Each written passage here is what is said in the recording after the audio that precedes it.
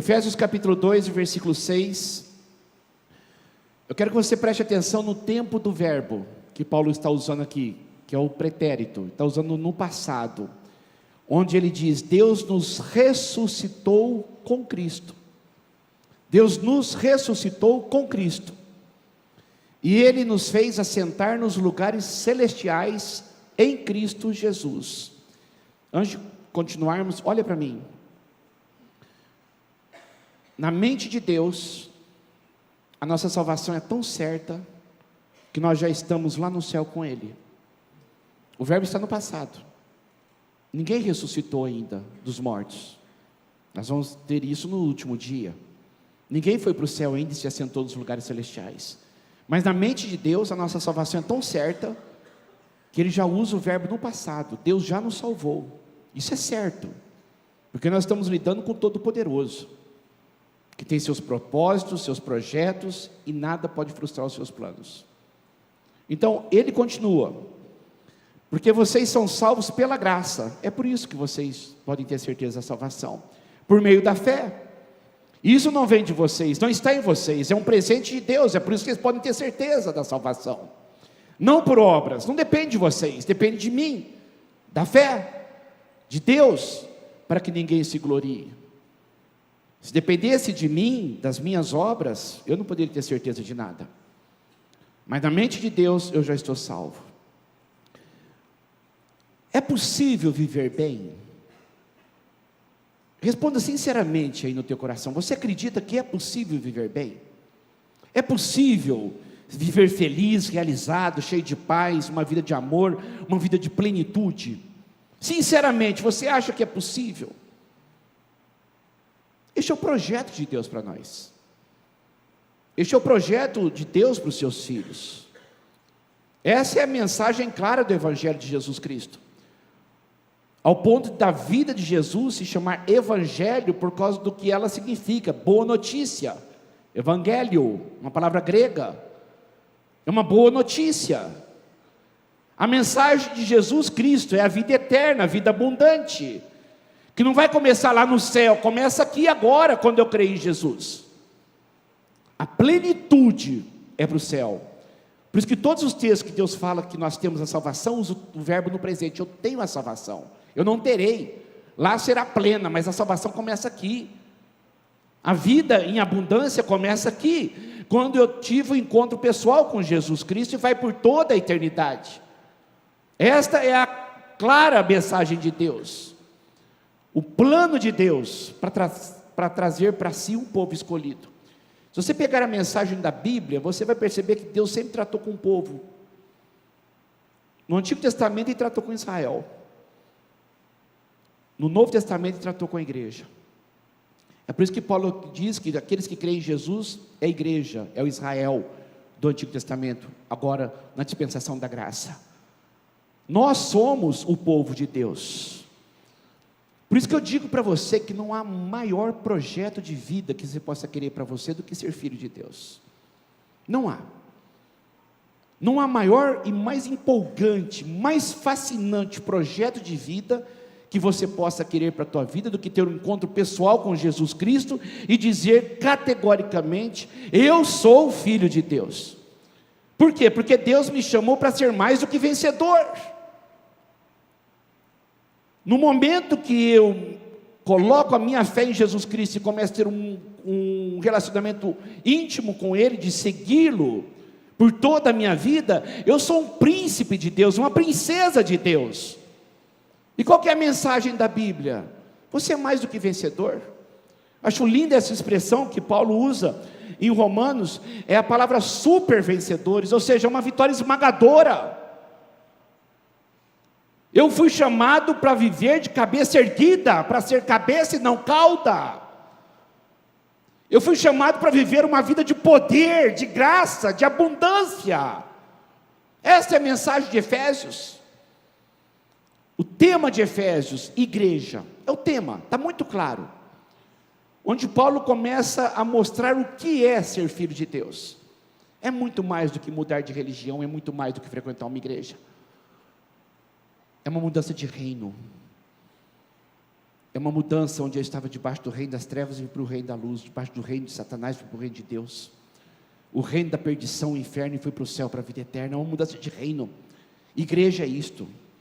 Não tem nada a ver com prédio, tem a ver com pessoas, tem a ver com a história que Deus está escrevendo na vida de pessoas. Então a mensagem da Bíblia, e hoje especificamente de Efésios, é justamente esta: a igreja, eu fui chamado para ser mais do que vencedor, mais do que vencedor. E a base, eu sou de Deus, eu sou de Deus. A semana passada nós falamos sobre isto. Do capítulo 1 até o capítulo 3, Paulo, ele praticamente denota a minha identidade, a minha posição. Eu sou de Deus, não é porque eu faço tudo certo, mas porque eu creio em Jesus. Eu sou de Deus, não é por causa da minha performance, não é por causa das leis que eu obedeço, mas porque eu creio em Jesus Cristo. E pelo fato de eu crer em Jesus Cristo, Deus me colocou para me assentar com Ele nos lugares celestiais. O que é se sentar? Primeiro, descansar de um trabalho. Segundo, reinar, posição de poder, de julgamento, de liderança. Eu estou tranquilo, porque eu sei que tudo que Deus fez, conquistou a minha salvação. Eu sou salvo, eu sou salvo, eu sou de Deus, eu sou de Deus. E Deus me chamou para me assentar, ou seja, para reinar. Deus não me chamou para ser escravo das minhas dores, escravo do pecado, escravo das minhas mazelas. Deus não me chamou para viver uma vida medíocre, escassa, mas Deus me chamou para viver uma vida de abundância. Eu sou de Deus. Se você pegar o capítulo 1, 2, 3 de Efésios, você vai ver várias vezes em Cristo, por Cristo, através de Cristo. Ou seja, Deus olha para mim através de Jesus. Deus olha para mim através da obra de Jesus. Deus olha para mim através da pessoa de Jesus.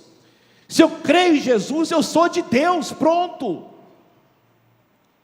Eu acho maravilhoso, elucidativo o texto de Romanos. Olha aqui para mim e presta atenção no que eu vou dizer. Na teologia tem uma linguagem que diz caráter representativo. Deus fez uma aliança com o homem, que ficou antiga, obsoleta, ultrapassado, o Antigo Testamento, sem efeito, porque Adão representou a humanidade na aliança. Deus e o homem, Adão representou. Em Adão todos pecaram e entrou a morte na humanidade.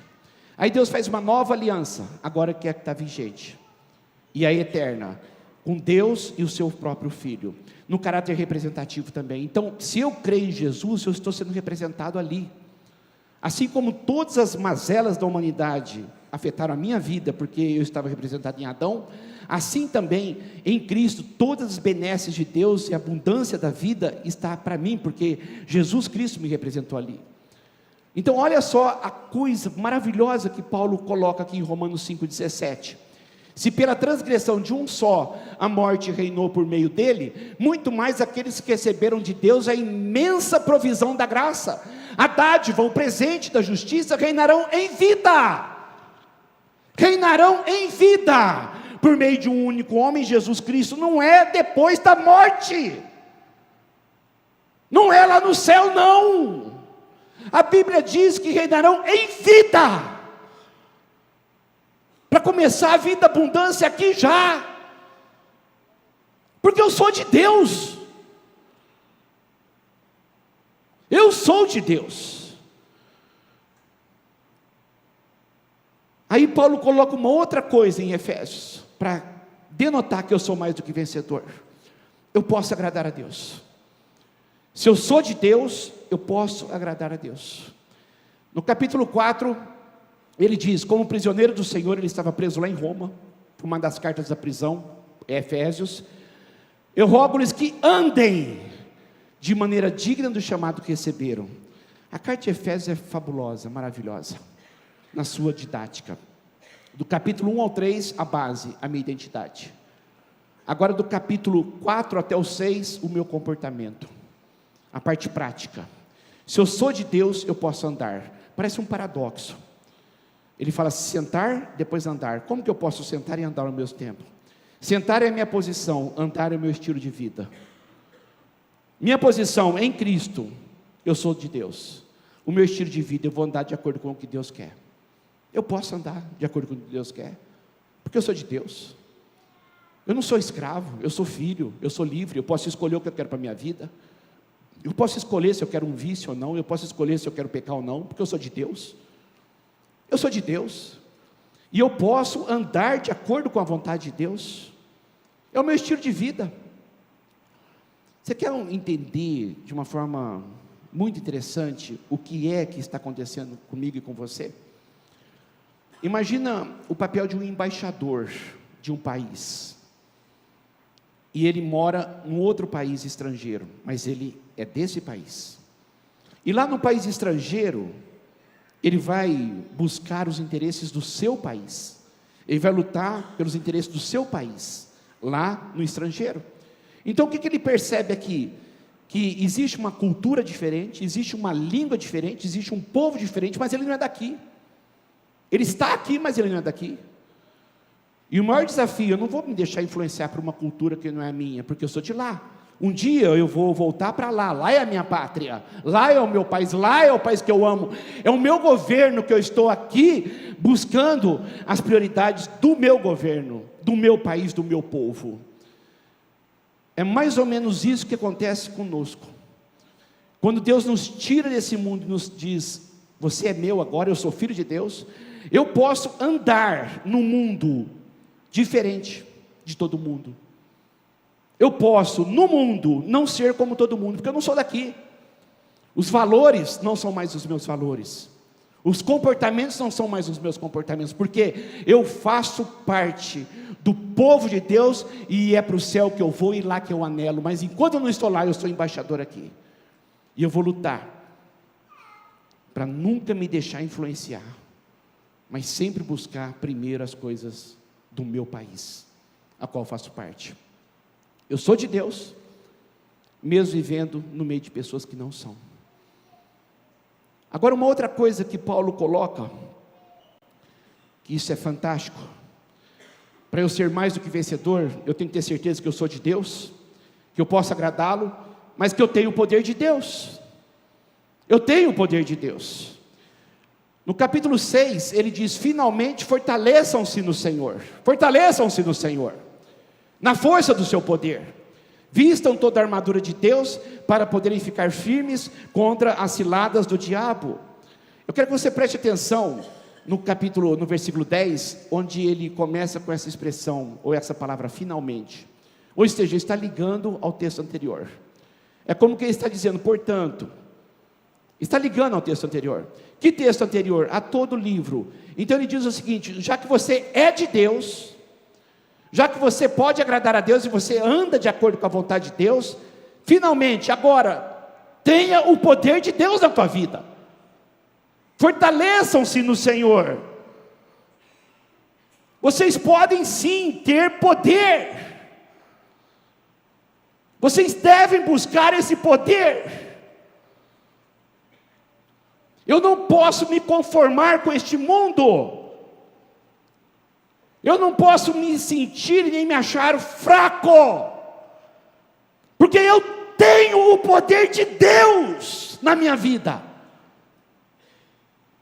Eu posso sim vencer, eu posso sim ser diferente. Onde todas as pessoas estão acostumadas com uma vida medíocre, eu posso sim ter uma vida excelente. Eu posso sim parar de reclamar como todo mundo reclama. Eu posso sim parar de ser tão insatisfeito como todo mundo é, tão deprimido como todo mundo é, me empanturrando de psicotrópicos como todo mundo faz. Eu posso. Eu tenho o poder de Deus na minha vida. Eu preciso entender isto. O que Deus está fazendo comigo e com você, Ele está abrindo os nossos olhos, para que possamos ver de fato, o que Ele tem para mim e a vida que eu quero ter, e nunca me contentar com menos do que isto. Olha só o que Paulo diz em Coríntios, O Deus deste século, Satanás, cegou os entendimentos dos incrédulos, cegou, para que não lhes resplandeça a luz do Evangelho da glória de Cristo, da vida abundante, da vida boa, a boa notícia, que é a imagem de Deus. Satanás cegou, para que as pessoas não vejam a luz. É o que Deus, na Bíblia, chama de mundo. O mundo não é o gel, não é a estrutura física do planeta Terra, mas o mundo é essa sociedade longe de Deus, dominada pelo Deus desse século com letra minúscula. O que o Senhor está querendo me dizer? Que Satanás cegou a humanidade através do materialismo, do aqui e agora, do dinheiro, do poder. É uma ilusão tão grande, porque com 70, 80, 90, 100 anos que seja, 110 anos, vão ser otimistas, você vai morrer um dia, e você não vai levar nada. E as pessoas vivem para o material e esquecem do espiritual. O que não é eterno é eternamente inútil, mas as pessoas vivem para isto, querem isto, buscam isto, matam por isto. É uma sociedade hedonista, a busca pelo prazer. Não é isso que nós percebemos, não é isso que nós vemos. Casamentos descartáveis por causa de adultério, buscam o prazer. A homossexualidade, todas as coisas que a pessoa, estilo de vida, é pecado, acabou. Ah, não concordo. Você está discordando com Deus, com a Bíblia. Eu preciso entender que a palavra de Deus dá um norte. E eu preciso entender, se eu quiser realmente agradá-lo, eu tenho que estar dentro daquilo que Deus coloca. Então, as pessoas estão trocando as coisas eternas por momentos. Por quê? Lógico, causam prazer, lógico que causam prazer. Por que as pessoas usam droga? Sabendo que vão morrer, sabendo que vão ficar pobres, sabendo que vão perder a família, sabendo que vão perder a dignidade, sabendo que vão perder tudo. Por que usam drogas? Porque causam prazer. É um prazer momentâneo, é um prazer que logo acaba, mas logo em seguida tem que ter mais drogas, para satisfazer um prazer momentâneo, mesmo que isso custe a minha vida. Mas as pessoas estão buscando isto. Relacionamentos descartáveis, adultério, pornografia, o hedonismo. Causa prazer? Faça. É só assistir as novelas da Globo, para perceber como que é essa sociedade. E muitos filhos de Deus acham que isso é normal. Estão extremamente, redondamente enganados e equivocados. Eu sou de Deus, e eu posso agradar a Deus. Então uma coisa que eu preciso entender, para servir Deus, terei lutas. Por isso que eu tenho que me fortalecer. É o que a Bíblia chama de batalha espiritual. Há uma batalha espiritual, sim. Muitas pessoas não dão importância porque não veem, é invisível, mas é muito mais real do que as pessoas imaginam. Os anjos de Deus estão ao nosso redor, para nos proteger e nos guardar, mas o diabo está ao nosso derredor, rugindo como um leão procurando alguém para devorar. Existe sim batalha espiritual. É por isso que eu tenho que me fortalecer.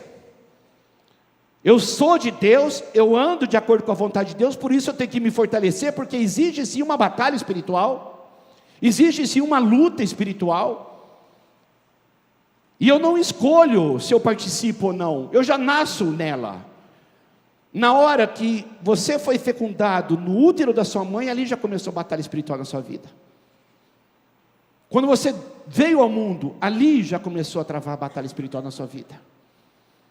Todos os dias, a hora que você acorda, existe uma batalha espiritual, onde Deus quer te abençoar e o diabo quer te amaldiçoar, onde Deus quer te dar vida e o diabo quer destruir a sua vida, e trazer sobre você todas as impropérios e mortes. Existe uma batalha espiritual. Eu não escolho se eu participo ou não, eu escolho o lado que eu quero ficar. Ou eu escolho o lado de Deus, ou eu escolho o lado do diabo. Não existe campo neutro. Quem está em cima do muro já está no lado do diabo. Quem ainda não decidiu o que é da vida, já está do lado do diabo. Quem é um simpatizante de Jesus e não um seguidor de Jesus, já está do lado do diabo. Então não existe um campo neutro. Existe sim a ideia de eu entender que eu preciso escolher o que eu quero para a minha vida. Então eu tenho o poder de Deus. Eu ando de acordo com a vontade de Deus. Então eu preciso entender que tudo aquilo que se levanta contra mim, eu posso vencer. Porque eu sou de Deus. E se eu escolhi o lado de Deus, eu sou mais do que vencedor. A Bíblia usa algumas analogias tremendas para eu entender isto. Deus queira que fichas caiam aqui essa noite. Que você comece a entender quem você de fato é. A tua postura.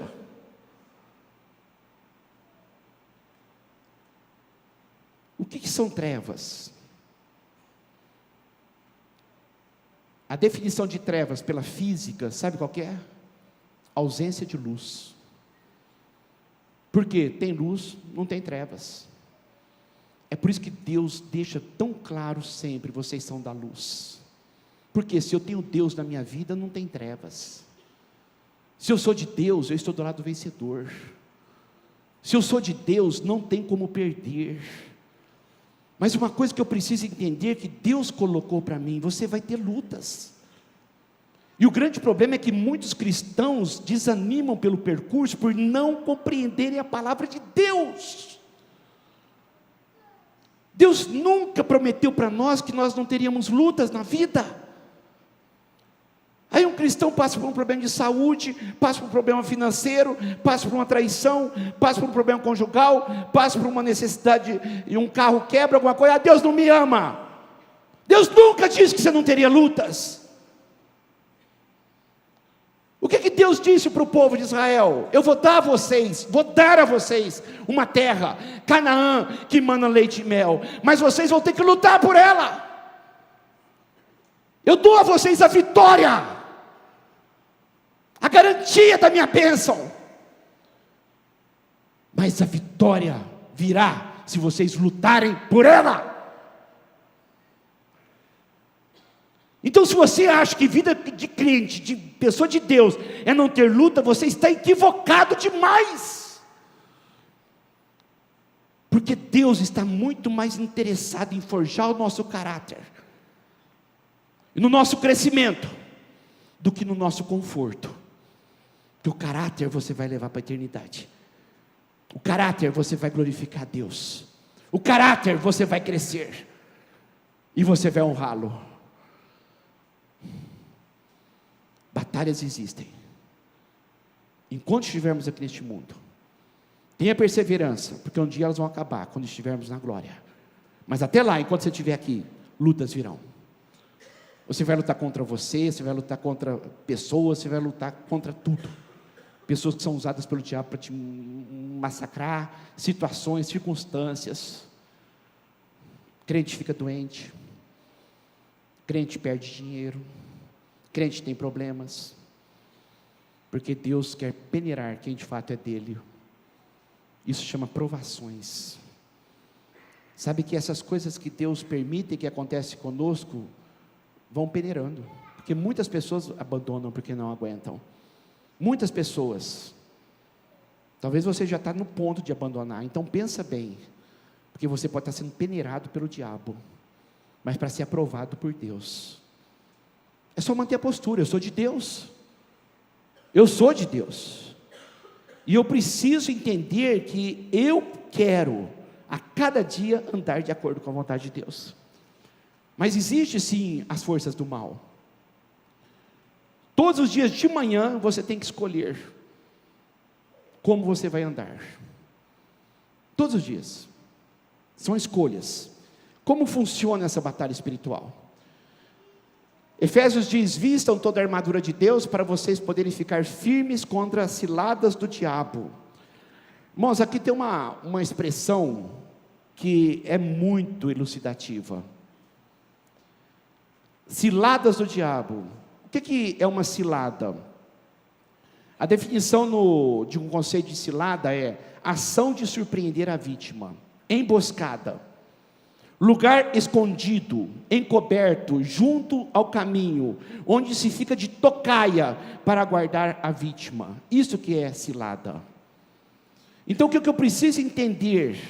Que o diabo ele age no subliminar, no subjetivo, no oculto, no engano, para me destruir.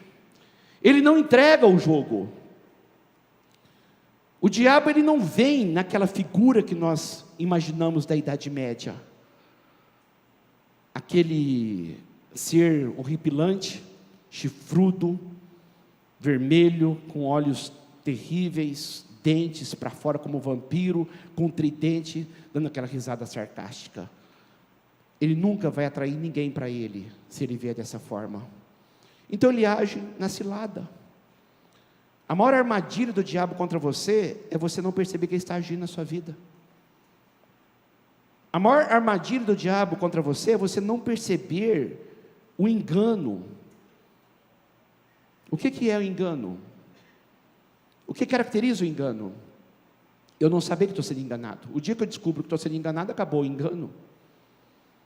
Olha só, é tão fantástica a palavra de Deus, como o Salmo 119, 105 diz que a palavra de Deus é luz para os meus caminhos, luz para os meus passos. Deus, Ele quer tanto que nós vençamos, Ele quer tanto que nós nos damos bem na vida, Ele quer tanto que nós sejamos mais do que vencedores, que a palavra de Deus, que é verdade, ela escancara a maneira que o diabo age, para eu começar a ficar mais esperto. Ela mostra o modo operandi do diabo, ela mostra, para dizer para mim, você pode vencer, eu estou mostrando aqui as armadilhas do inimigo contra a tua vida. Então um dos textos mais claros sobre isto para mim, é 2 Coríntios 11, 3, que Paulo diz, o que receio e quero evitar, é que assim como a serpente enganou Eva com astúcia, a mente de vocês seja corrompida, e se desvie da sua sincera e pura devoção a Cristo. Ele escreve para a igreja, não é para descrente não. A ação do inimigo na vida de uma pessoa não crente, de uma pessoa que não tem Cristo na sua vida, que não tem o Espírito Santo na sua vida, é possessão demoníaca. O diabo pode sim possuir uma vida, uma pessoa pode sim ficar possessa, isso existe sim, mas quem não é de Deus, o diabo pode sim oprimir, então ele trabalha com possessão e opressão. Ele pode sim levar uma pessoa ao cúmulo da opressão, e ela se suicidar, ela acabar com a própria vida, ela ficar manietada. Ele pode sim. Crentes podem ficar oprimidos, quando dão lado, através do pecado, podem. Crentes que adulteram, Deus pode muito bem tirar a mão dele, não para que aquele crente seja possuído, mas pode sim, deixar que o diabo faça com que ele sofra, para ele se arrepender. Mas vamos supor, se uma pessoa não tem pecados não confessados na sua vida, tem levado a sério a sua vida espiritual, ela não é oprimida.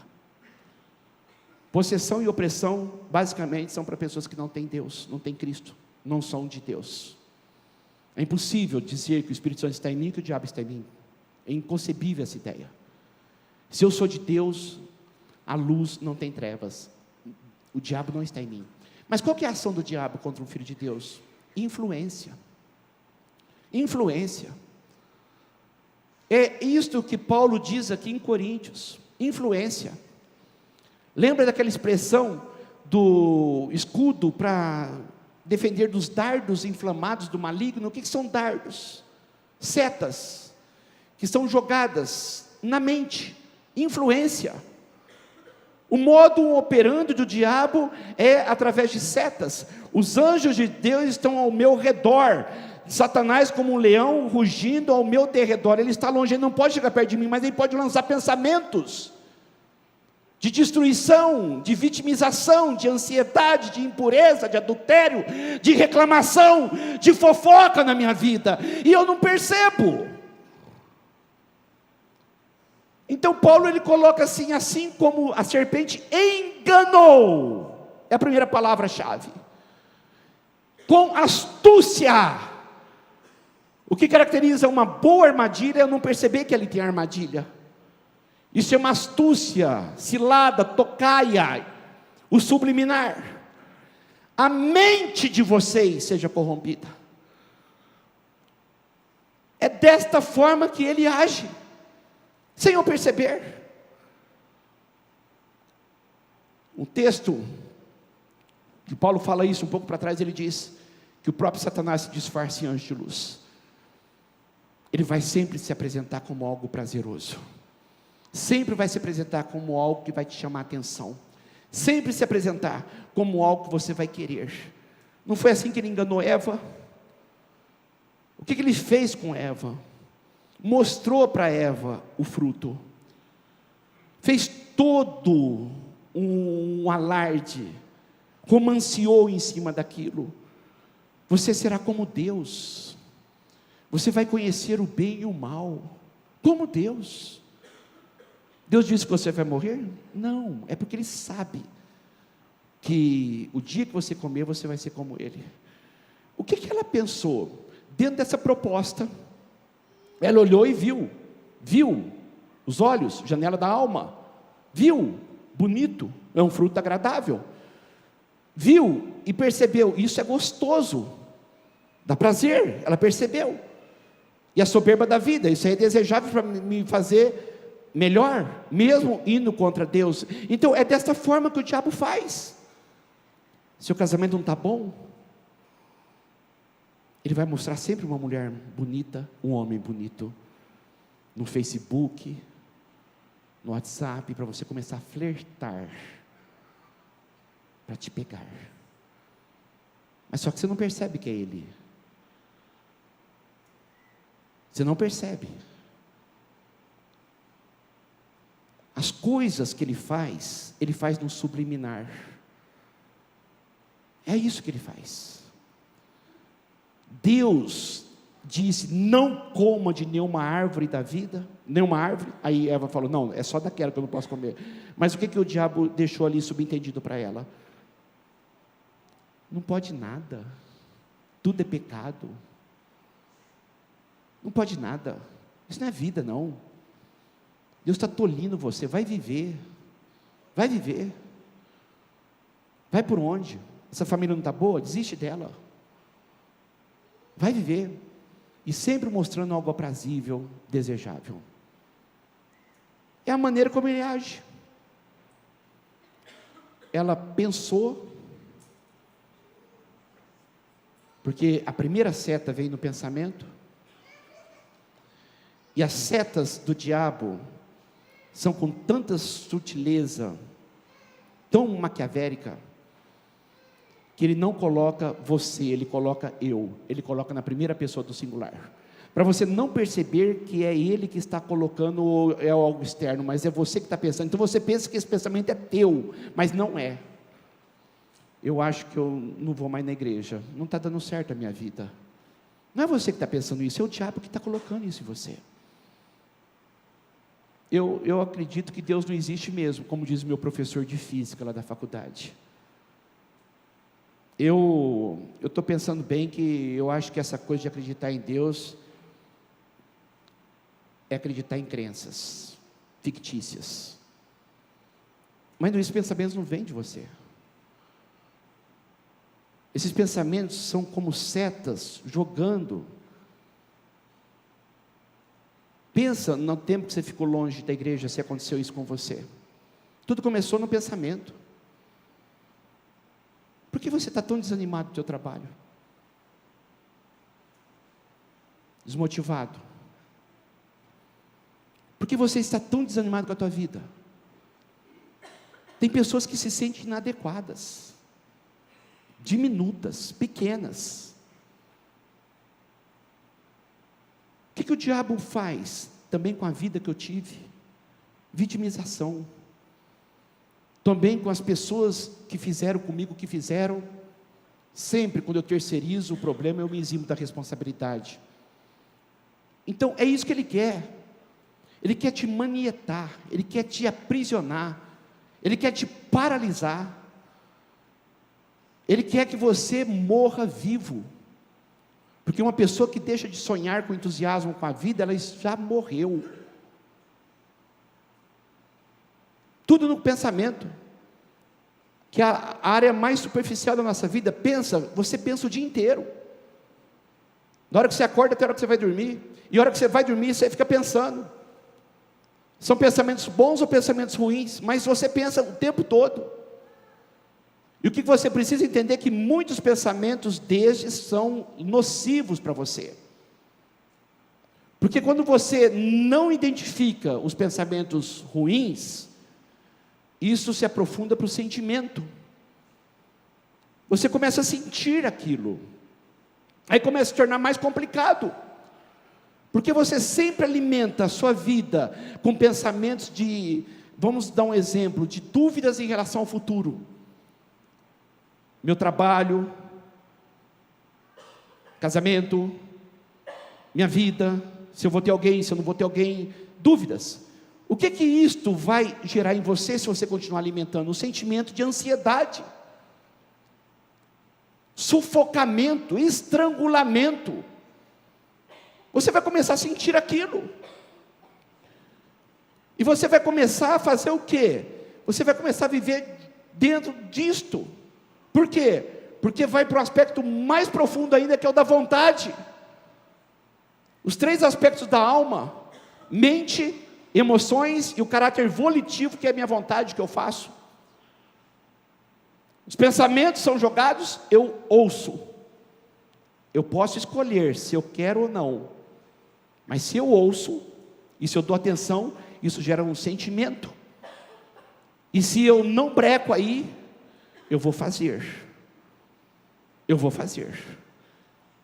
Muitas pessoas não pensaram, eu vou adulterar, e adulteraram. Isso é um trabalho de meses, ou talvez anos, flertando com pornografia, fazendo isso, a mente. E se você alimenta isso vai para o seu emocional, sentimento, você começa a sentir vontade, aí você faz. É assim que o diabo age. Por que você acha que as pessoas reclamam tanto da vida? Por que você acha que as pessoas estão tão desanimadas do trabalho?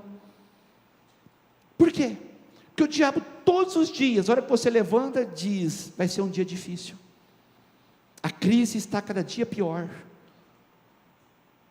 A coisa está piorando a cada dia. Não tem nunca nada que traga uma notícia boa, uma perspectiva. E o que você vai fazer? Até o seu semblante, você vai ficar desanimado. Você não percebe, mas a batalha espiritual está aí. O diabo tem jogado setas destrutivas de incredulidade na tua vida, e você tem duvidado do poder do amor de Deus por você. Setas de vitimização, onde você se acha vítima da vida e tem pena de você mesmo, sendo filho de Deus. Que fé é esta?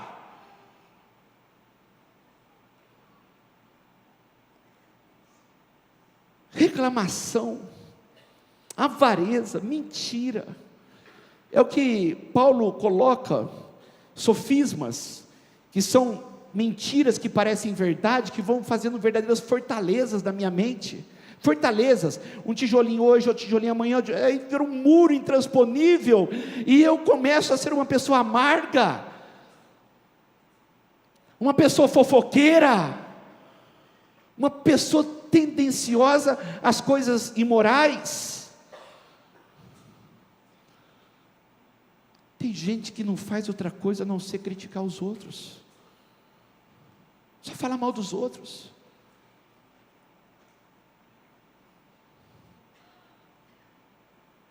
Mas não perde um culto, todo domingo está aqui. A vida não deslancha,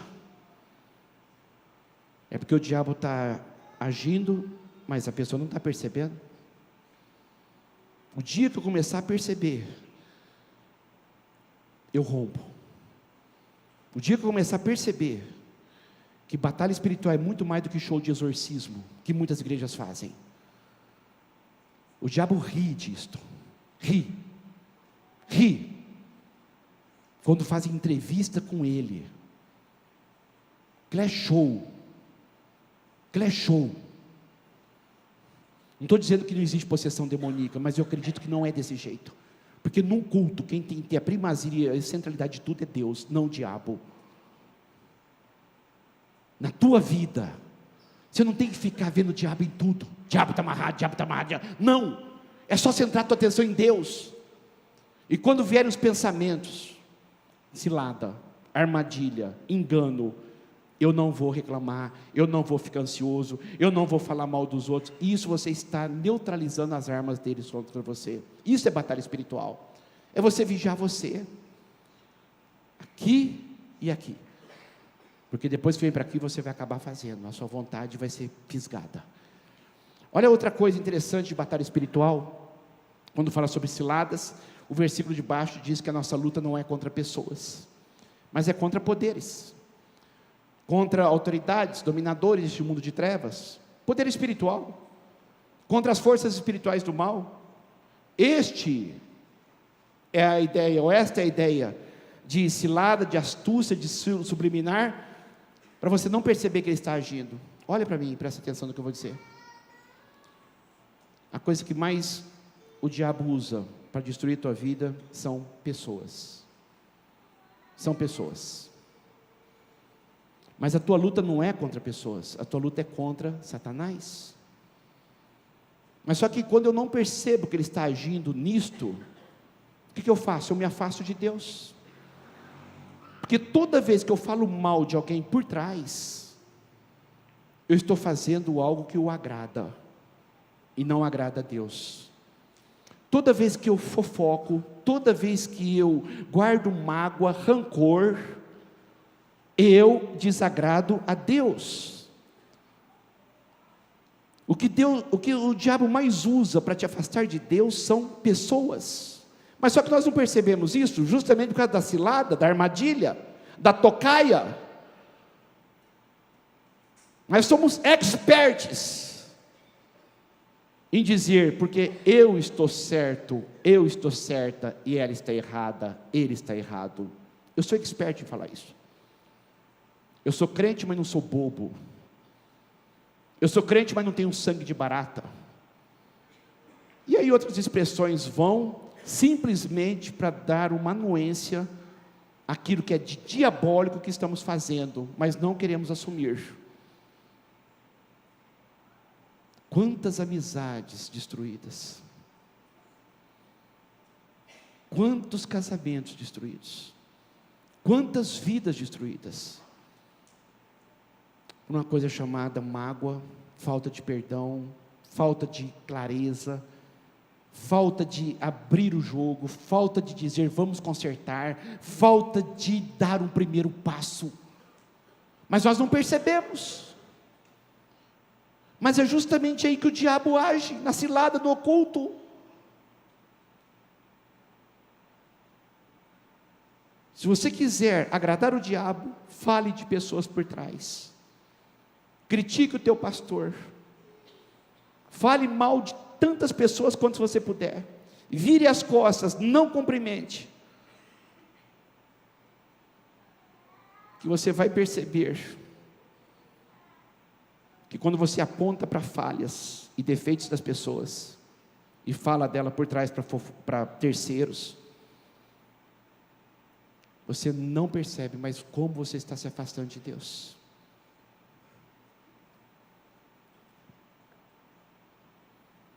Mas não falta num culto, né?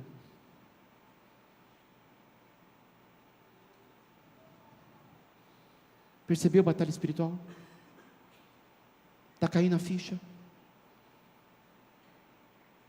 Está percebendo como que eu preciso entender que as armas que eu preciso usar são as armas da luz, que é o amor, que é o perdão, que é abrir mão, que é a verdade, que é a misericórdia, que é a tolerância. Olha para as pessoas com mais misericórdia, Ah, ela é assim, mas vai saber a infância que teve. Não é justificar o ato, não é justificar os erros, mas olhar com mais misericórdia. Você quer vencer todas as armadilhas do diabo contra pessoas? Então pega essa. Seja maduro o suficiente para suportar quem não é tão maduro assim. Então, se você é tão maduro ao ponto de pessoas te ofenderem, então pensa, ela não é tão madura ou ele não é tão maduro, então eu vou agir com misericórdia. Mas eu não vou, de forma alguma, acabar com a vida dela. Você simplesmente vai estar fechando todas as armas do inimigo para a tua vida. Quando Paulo diz que você pode vencer, ele coloca a arma de Deus, a armadura de Deus. Eu quero que você preste atenção nessa imagem. É a armadura romana. E ali tem o capacete, a couraça, a espada, o escudo, as botas. Éfeso era uma cidade importantíssima da Ásia, capital, província, e era uma cidade romana. Então Paulo usa muitos termos que os romanos que viviam ali, os cristãos que viviam em Éfeso conheciam. E quando ele diz da armadura romana, ele pegou a armadura que Alexandre o Grande colocou no seu império, depois veio o Império Romano que continuou com aquela armadura. Então, o que é a armadura? Eu quero que você preste muita atenção. Vistam toda a armadura de Deus para que vocês possam resistir no dia mau. Dias maus existem. E depois que você feito tudo, permanecer inabalável. Todos os dias eu sou tentado à ansiedade, à incredulidade, ao desânimo, a desistir, a largar. Todos os dias eu sou tentado a falar mal das pessoas.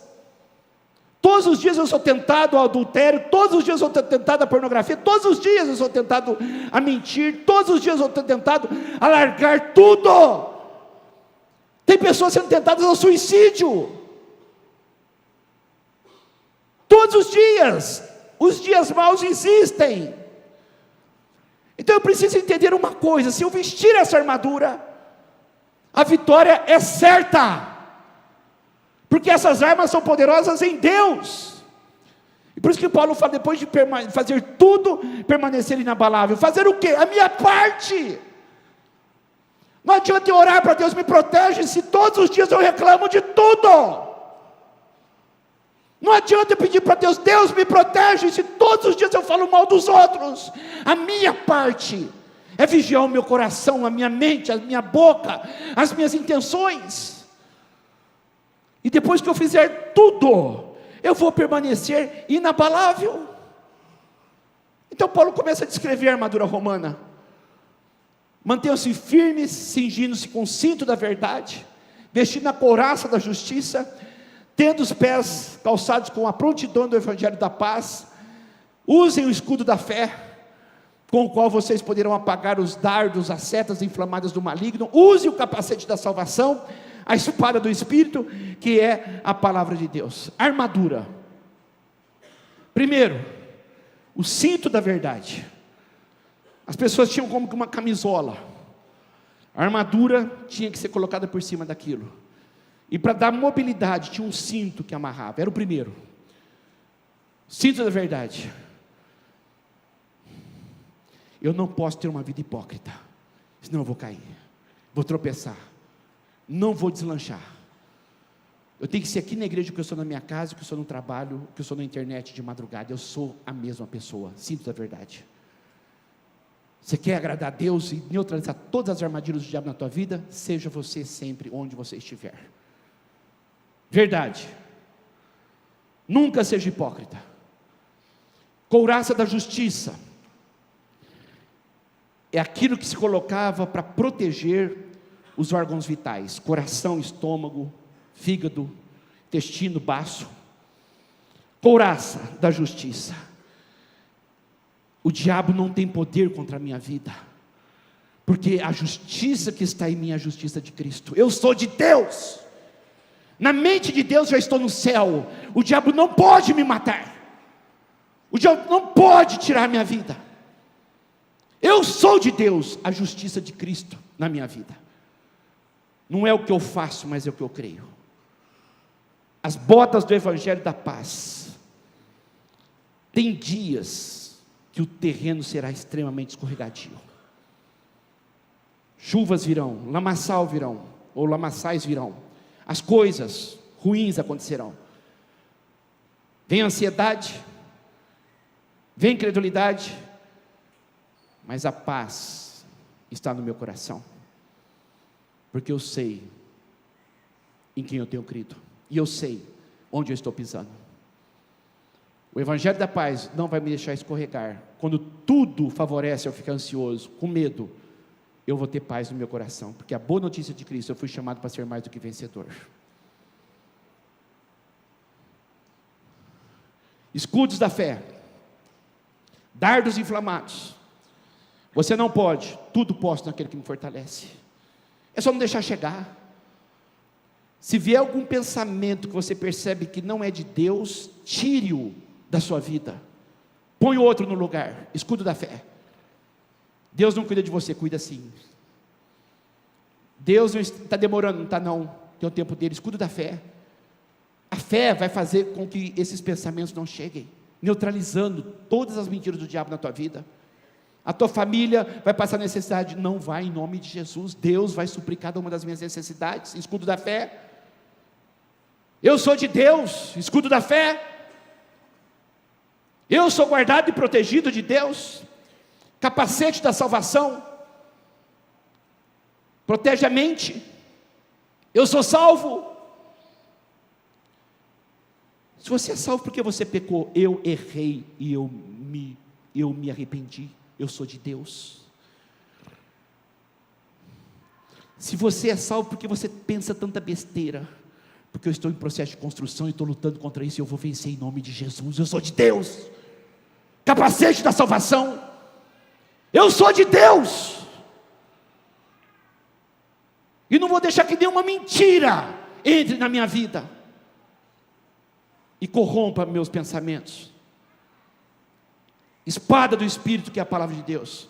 Perceba que a única arma ofensiva, todas são defensivas, todas de proteção, escudo, capacete, couraça. A única que ataca a espada, que é a palavra de Deus. Ataca! Já ouviu a expressão que a melhor defesa é o ataque? Quando eu coloco a palavra de Deus, o diabo se afasta, porque ele não aguenta a verdade. Eu tenho que manusear essa palavra, eu tenho que entender essa palavra, eu tenho que estudar essa palavra, eu tenho que conhecer essa palavra, senão é uma arma que eu não vou usá-la. Transforme essa pedra em pão. Está escrito, não só de pão viverá um homem, citou Deuteronômio, quando Jesus foi tentado no deserto. Pula do templo, não tentarás o Senhor teu Deus. Me adore, não adorarás o Senhor teu Deus. Usou 2 textos de Deuteronômio e 1 de Números. Jesus não ficou batendo boca com o diabo, como muitos hoje fazem. O diabo quer isso mesmo. Você quer atacar o reino das trevas? Palavra de Deus. Você não pode, tudo posso naquele que fortalece. Pronto. Não precisa ficar batendo boca com o diabo não. Diabo, sai daqui. Ah, Satanás. Tem muito crente louco, viu?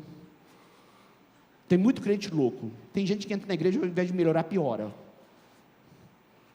Vida cristã, queridos, é muito mais do que ficar gritando e vendo o diabo em tudo. É ver Deus na vida. É ver Deus na vida. O único lado, a única parte que não tinha proteção eram as costas.